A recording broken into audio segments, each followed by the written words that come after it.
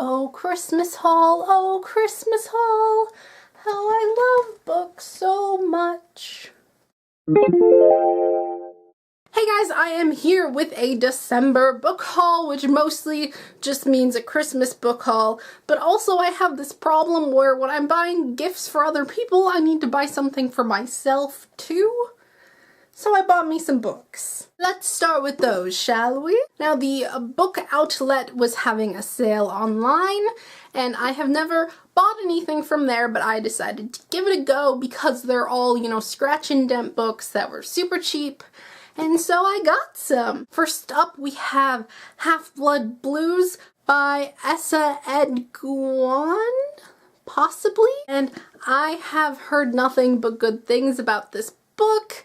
I know Jason from the Heavy Blanks reviewed it quite a while ago and I wanted to read it, and it was $2-ish, but this is also the book that made me realize that I don't think I'm going to be buying from the book outlet a whole lot because this one was very beat up. I'd much rather buy from thrift books where you get to choose like what quality the book is, like new or acceptable. Like, I didn't get to choose which one I wanted, and so I got a really beat up copy. But still, for $2. This is about race relations in, I believe, Paris, 1940. I don't know if the whole book takes place in Paris or not, but we will see. And then we have Everything Beautiful Begins After by Simon Van Boeie. I have been wanting to read his work for so long, and I have basically been stalking the book outlet and thrift books waiting for his books to come in stock, and this one was like $1, and I was like, oh my god, I cannot believe how lucky I am. And it is in decent condition. It has the nice ribbed pages. I just hear that his books are beautiful and they like change people's lives because how beautiful they are. It even has beautiful in the title, so I hope it is beautiful. Then we have Lives Like Guns by Lyndon Gordon, and this is a biography of sorts about Emily Dickinson and her family. And I did not realize how huge this would be because I know it's mostly about a scandal in her family, and I didn't realize that it must be a very big scandal. And I really want to get to know more about Emily Dickinson because people relate me to her and I don't want to be her. So I want to learn about her life to try to take a different path than she did. Then I have Adaption by Melinda Lowe, and as you guys know, I love Melinda Lowe as a person and as a writer. And I have Ash, and now I have the first book in her new sci-fi series. And look how cool that cover is. It's just a really cool cover, and I hope it'll be a really cool book because it's sci-fi, and I'm pretty sure there's ladies loving ladies, so yay. Now we're getting into the books I got for Christmas. And every year Santa brings each of us kids one big gift. One of my brothers got an iPhone and another one got a PlayStation, and I got a giant box of books. First up we have just this little Hale Leonard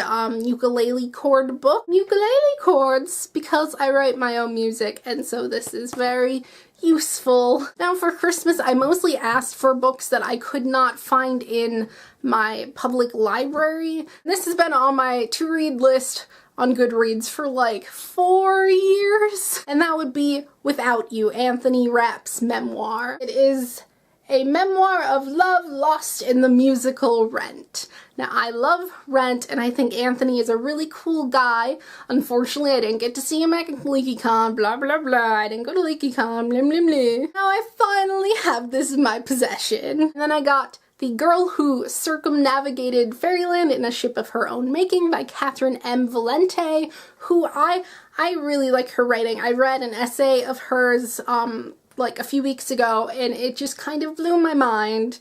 And obviously I've been wanting to read this forever because it's about fairy tales, and it's apparently the first in a rather big series, even though I thought this just came out. But this came out in 2011, and I'm pretty sure they're already on like the 3rd book. So this will be the start of something beautiful. And then I got Maureen Johnson's The Madness Underneath, finally. Which means that I'm going to have to try to find this cover of The Name of the Star so I can have it in physical copy to go along with this one, because it's so pretty. I'm gonna have to reread the first of the Shades of London series and then read this one, and I'm really excited. And apparently it's crazy. Like, apparently people are just hating Maureen up and down because this ends oddly. But a book that I will have both very pretty matching covers is The Land of Stories 2, which is The Enchantress Returns by Chris Colfer. Look at this cover. Look how pretty. Look how freaking pretty that cover is. It's just so, these covers are so beautiful. He's a really good writer of middle grade fiction because he has that sarcasm that you normally don't find in like children's literature. So, funsies! And then I got my first Buffy graphic novel, which I believe this starts series 8. I'm not there yet. I'm still at season 5 of the TV show, but I know I'm going to end it soon, and I will need this as soon as I finish it. So I'm like, yes, please. And now for my 2 favorite books. I'm so happy. They're so pretty. Guys, okay, this one I've wanted for like 5 years. Ever since I saw it at Barnes & Noble. Prepare yourselves, prepare your eyes for the beauty that is the Barnes & Noble's leather-bound Alice in Wonderland. And oh my god. It's just the most beautiful book I've ever seen in my entire life. Backstory for this one. This is the only thing I wanted for Christmas. I have no money to buy it, so please, parents, this is the only thing I want. You can just give me this and I'll be okay. And then I didn't get it. I was a little heartbroken, even though I shouldn't have been. I was a little selfish. And so I went to my mom and I'm like, please, can you buy this for me? And she did, and it just came this morning, and I am so happy and so thankful to my mother. I love you so much, Mommy. I love you so much. She's the best mommy in the world. Wanna know why?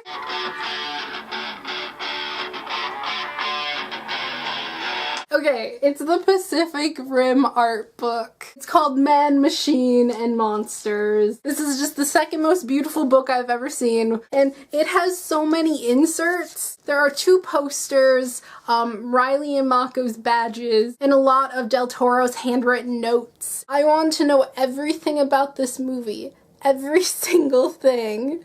And so this is necessary. I'm going to cry. I've composed myself after crying over the Pacific Rim art book. Okay. Tell me if you've ever read any of these books and what you thought about them and which one I should read first out of them. And I will see you guys next time. Thanks for watching. Bye. Bum bum bum bum ba da da bum bum bum ba da da bum bum bum ba da. Okay, we're done here. This is done.